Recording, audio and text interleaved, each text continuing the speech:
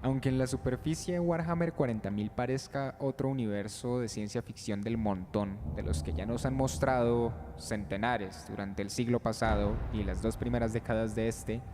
cuando nos ponemos a mirar un poco más de profundidad, en realidad el universo de Warhammer 40.000 puede dejar a cualquier otro como subdesarrollado e incluso vacío. Podría decirse que hasta sin imaginación.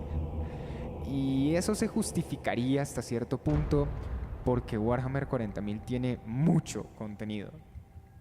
Desde el lore simple de facciones y especies hasta reportes detallados de batallas y guerras entre esas mismas especies y todo lo que vino antes de que el universo de Warhammer 40.000 surgiera. Así que siendo que Warhammer 40.000 es un producto tan complejo y tan profundo, hoy nos vamos a dar un chapuzón introductorio en la historia y el lore de Warhammer 40.000.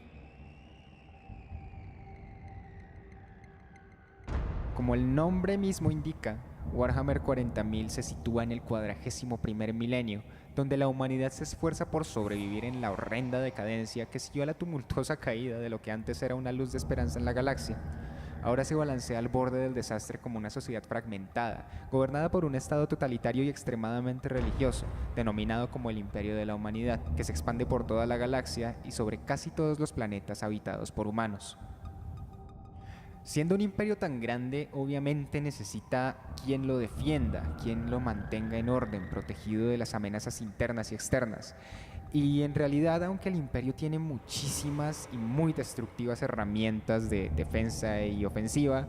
están muy diseminadas y se dividen en bastantes organizaciones, cada una menos acorde con la otra. Los propósitos son distintos y hay distintos tipos de soldados para cada situación. Los marines espaciales o adeptus astartes, que son los guerreros más efectivos, brutales y capaces de incluso toda la galaxia, que ahora están divididos por capítulos en el Imperio moderno, luego de que una guerra interna sacudiera a la humanidad hasta sus cimientos. La Guardia Imperial, que también va bajo el nombre de Astra Militarum, que son las fuerzas convencionales y reglamentarias de la mayoría de los planetas pertenecientes al Imperio. Dependiendo de su origen, varían en tamaño, tradiciones, tácticas, equipamiento, propósito y una infinidad más de características. La Armada Imperial, que se compone de las colosales flotas de naves que navegan el vacío de la galaxia, transportando tropas y recursos, resguardando fronteras e incluso sirviendo como ciclópeas fortalezas espaciales. Las legiones de titanes, también bajo el nombre de Colilla Titánica, que aunque no están directamente bajo la jurisdicción del Imperio, sino que están lideradas por el régimen anexo de los Adeptus Mechanicus, las legiones de titanes son enormes ejércitos de grandes máquinas con potencia de fuego superior a cualquiera jamás vista. Además de estas organizaciones militares oficiales, también hay otras que son más secretas y misteriosas que se congregan bajo el emblema del Imperio. Las hermanas de batalla, también conocidas como adeptas sororitas, que son órdenes eclesiales de mujeres que dependiendo de su convento se desempeñan como fuerzas militares, organizaciones académicas o incluso unidades de apoyo. Los caballeros grises, que aunque técnicamente son un capítulo de Adeptus Astartes, no se rigen bajo el código de sus hermanos y aunque su propósito suele ser similar al de estos últimos, el de los caballeros es más reservado y misterioso. Su tarea, en resumen, es combatir las fuerzas que van más allá de los alienígenas y los rebeldes. Y la Oficina de Asesinos o Officio Assassinorum, que es una agencia clasificada que se encarga de reclutar, entrenar y posteriormente desplegar asesinos de élite con la tarea de acabar objetivos de alto valor militar, político o táctico, sean imperiales o no. Todas estas fuerzas se congregan bajo el estandarte del emperador, quien antes fue el líder de la campaña militar galáctica con el propósito de reunificar lo poco que quedó de la humanidad después de la caída de la Federación Interplanetaria de antaño, pero que ahora, tras haber sido gravemente herida en batalla, se siente en el trono dorado dentro de su fortaleza en la Tierra, incapaz de incluso hablar o moverse, dirigiendo a la humanidad solamente a través de susurros e indicios psíquicos. A pesar de su aparente estado vegetal y de decadencia, todas las fuerzas imperiales, sean civiles o no, ofrecen sus vidas y sus acciones al emperador. Por debajo de él, jerárquicamente, las fuerzas de la humanidad se dividen en dos entidades, siendo una la Inquisición, que es una organización separada del resto del imperio, cuyas acciones son esenciales para la supervivencia de la humanidad, razón por la cual nada puede interponerse entre la Inquisición y la tarea de evitar que los herejes y los corruptores siembren y cosechen anarquía y caos en el imperio. La Inquisición es la primera y última línea de defensa de la humanidad y por eso sus acciones nunca pueden ni deben ser cuestionadas.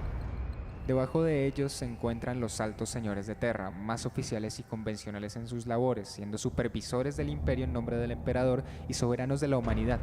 Bajo ellos se encuentran las tres subdivisiones generales del gobierno del imperio. Los adeptus mecánicos, que aunque no son propiamente imperiales en el término completo de la expresión, son un gobierno anexo y prácticamente totalmente integrado al imperio. Son los soberanos de los mundos Forja, donde se producen las máquinas, ya sea con propósitos civiles o de guerra, que pueda requerir el imperio. Dentro de sus números cuentan con los Skitarii, que son su cuerpo militar, y con la Colegia Titánica. Después de ellos están los Adeptus Ministorum, conocida comúnmente como la eclesiarquía, que en realidad es la iglesia oficial del imperio. Adora al emperador como el dios único y verdadero de la humanidad. Y finalmente, el Adeptus Terra, encargado del gobierno de los incontables sistemas planetarios, así como de su administración y su organización militar y sus acciones, tanto defensivas como ofensivas.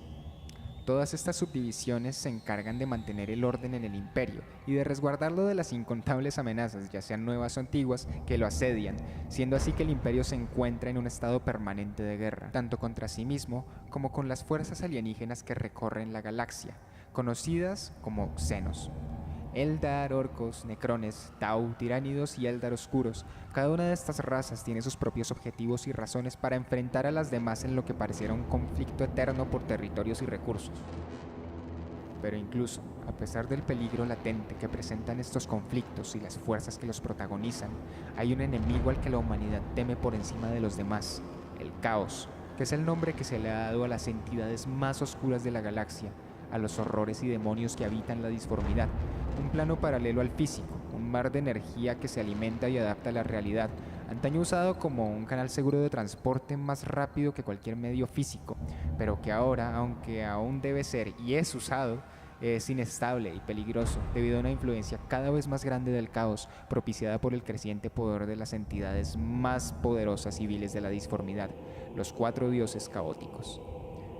Khorne, el buscador de sangre, alimentado por la ira y la violencia, siempre en busca de que sus seguidores derramen sangre de la manera más brutal posible.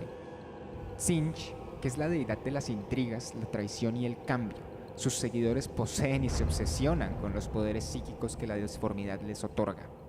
Nurgle, dios de las plagas y de la podredumbre, se deleita con la muerte, la enfermedad y la decadencia. Lo que antes fueran sus seguidores en realidad se convierten en seres retorcidos por la peste y la corrupción, como horrendas parodias de lo que alguna vez fueron. Y finalmente, Slaanesh, opuesto a Nurgle, en realidad es bella y tentadora, se nutre del placer y los excesos, por lo cual motiva a sus seguidores a hallar la satisfacción en placeres cada vez más oscuros y aborrecibles. El terror que inspiran estas fuerzas va más allá de lo peligroso que es como amenaza externa, pues el caos posee la habilidad de corromper.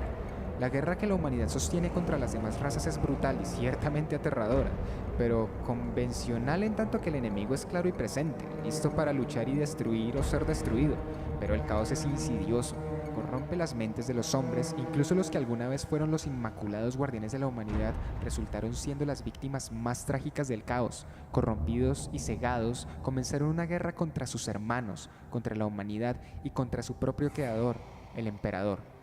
Este evento es conocido como la herejía de Horus, comúnmente mencionado en Warhammer 40.000. Horus, quien a pesar de ser la mano derecha del mismísimo emperador, fue corrompido por el caos a través de engaños e intrigas, y esto lo llevó a él y a sus legiones de Astartes a traicionar al emperador y a llevar a la humanidad al borde de la destrucción. Finalmente, después de una larga guerra, las legiones corruptas y sus comandantes fueron expulsados a la disformidad, pero a un costo catastrófico, del que la humanidad no se ha podido recuperar en milenios, dejándola ahora, en el 41.º milenio, lejos de ser un dominio glorioso y avanzado, y siendo más bien un imperio que lentamente decae y se convierte en una sombra cada vez más borrosa de lo que antes era. Los avances científicos y tecnológicos son esporádicos y nimios, y lo poco que aún es funcional apenas si se puede mantener en ese estado, limitando aún más la debilitada humanidad en su defensa, pues incluso con los guerreros y las armas más formidables de la galaxia, miles de mundos caen ante la guerra, a veces siglos antes de que tan siquiera el imperio reciba noticia. Siendo así que, cuando la ayuda llega, si es que llega, lo único que queda del mundo en cuestión son ruinas y muerte, un yermo inerte y desolado en el lugar de lo que alguna vez fue un bastión del imperio. dejando en evidencia que el peligro cada vez crece más y la sombra de la muerte se cierne sobre la humanidad bajo la forma de los tiránidos, que apenas han comenzado a entrar en la galaxia y que aún así han borrado sistemas enteros de la existencia, los necrones, antiguos híbridos entre máquinas y conciencia, que luego de millones de años han comenzado a despertar de sus masivas cámaras de estasis y se levantan en los mundos necrópolis, los Zeldar, quienes alguna vez fueron los soberanos de la galaxia, pero que ahora no son más que la ruina a la que los llevó la arrogancia, los orcos, seres brutales y salvajes que no conocen ni el miedo ni la compasión, los Tau, ágiles y jóvenes, que pretenden imponerse sobre las demás razas y expandir su nuevo imperio, y el caos, que nuevamente crece en poder y amenaza a la humanidad más que nunca. Bien lo dice el eslogan de Warhammer 40.000, en el siniestro futuro del 41º milenio solo hay guerra. Y si vamos a hablar de eso, tampoco hay puntos medios. Billones de vidas o nacen o se pierden a diario, en planetas envueltos en fuego y sangre, en las ciudades colmena donde la violencia y la opresión nunca cesan, o en el vacío del espacio en medio de gigantescos cruceros que se precipitan sobre sí mismos en una tormenta de muerte. En el imperio se cuentan los mundos, no los hombres, y si algo es seguro es lo insignificante que es tu vida en este oscuro y hostil universo.